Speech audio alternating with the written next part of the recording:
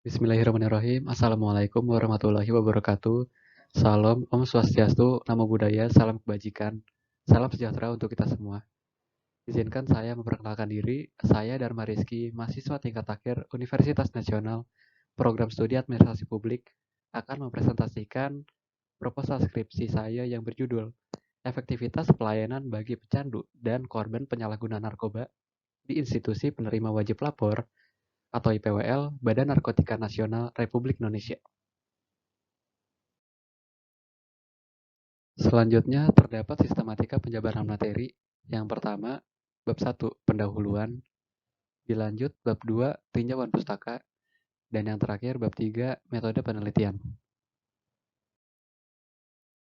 Bab 1, pendahuluan, diawali dengan latar belakang.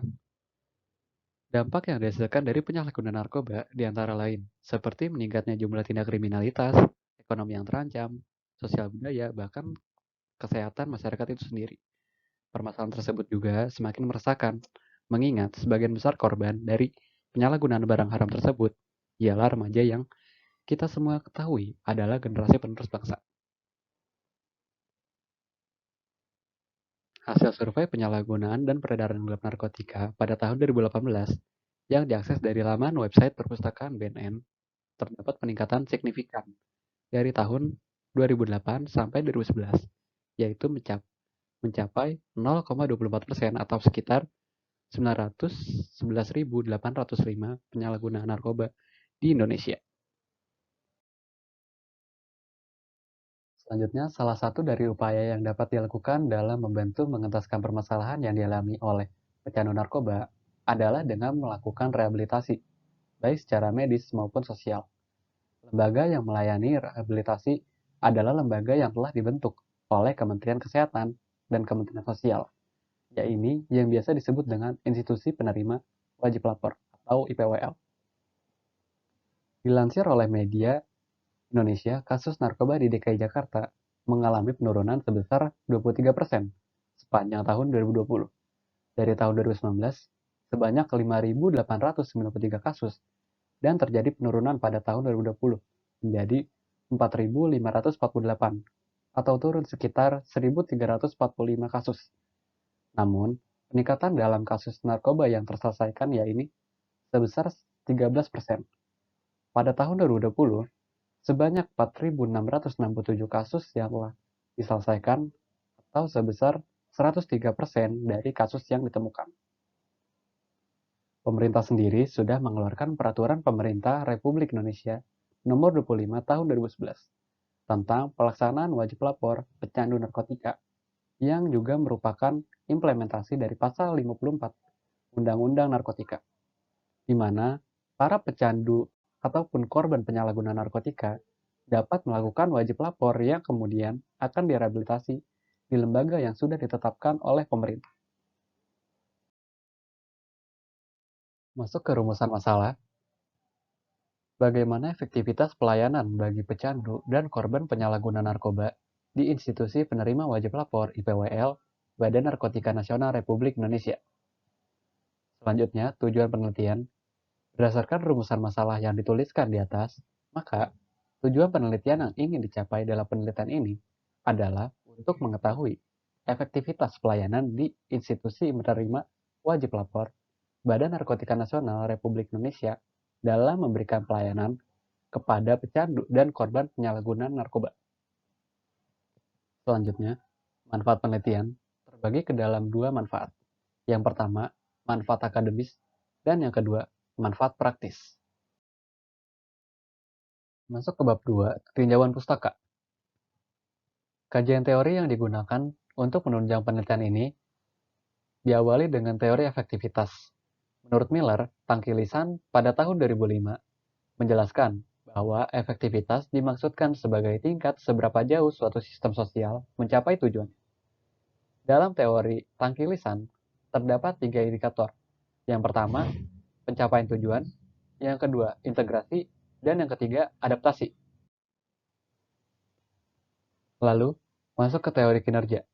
Menurut Mangkunegara, dalam buku Harbani Pasalong pada tahun 2007, mengatakan bahwa kinerja merupakan hasil kerja secara kualitas dan kuantitas yang dicapai oleh seseorang dalam melaksanakan fungsinya sesuai dengan tanggung jawab yang diberikan kepadanya. Lalu, masuk ke teori kinerja organisasi.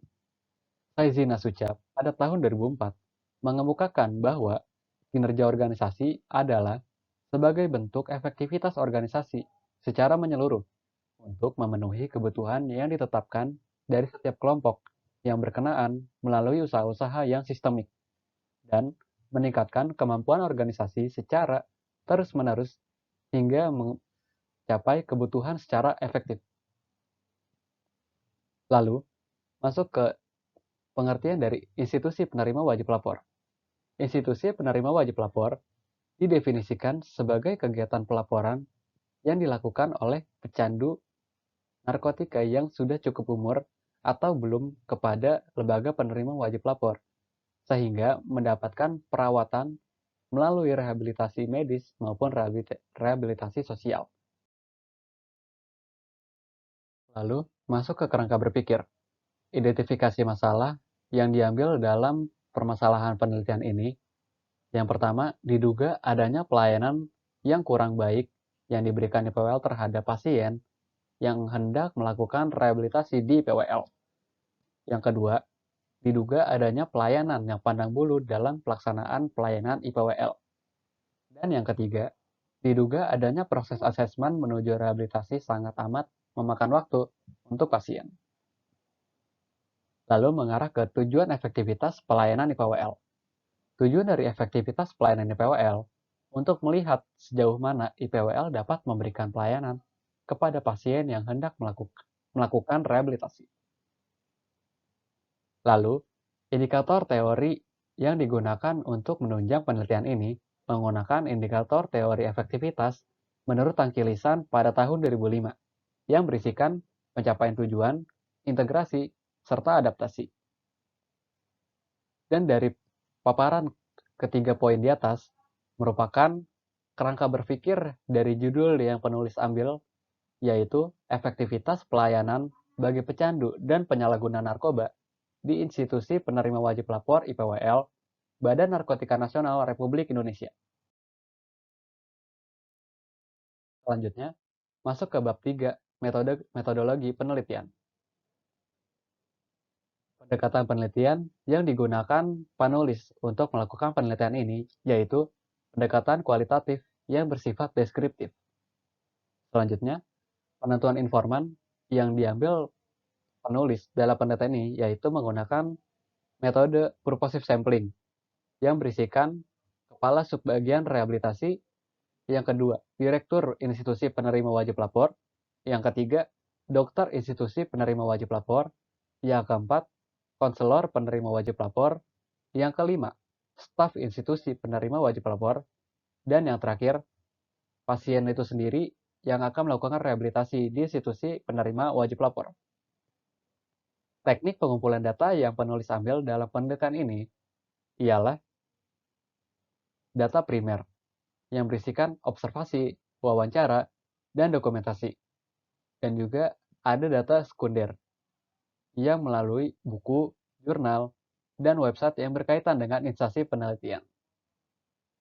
Selanjutnya, masuk ke teknik pengolahan dan analisis data menggunakan teknik triangulasi data, yaitu triangulasi teknik dan triangulasi sumber, serta analisis data yang terbagi ke dalam 3 bagian, reduksi data, penyajian data, dan penarikan kesimpulan.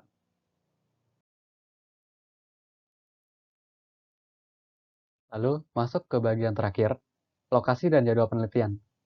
Lokasi penelitian yang penulis ambil berada di institusi penerima wajib lapor Badan Narkotika Nasional Republik Indonesia yang beralamat di Jalan MT Haryono, nomor 11, Cawang, Keramat Jati, Jakarta Timur. Penelitian ini dilaksanakan pada bulan Oktober 2021 sampai bulan Januari 2022. Terima kasih. Sekian paparan presentasi proposal skripsi yang saya ambil pada tahun 2021 hingga 2022 awal. Kurang lebihnya mohon maaf. Wassalamualaikum warahmatullahi wabarakatuh.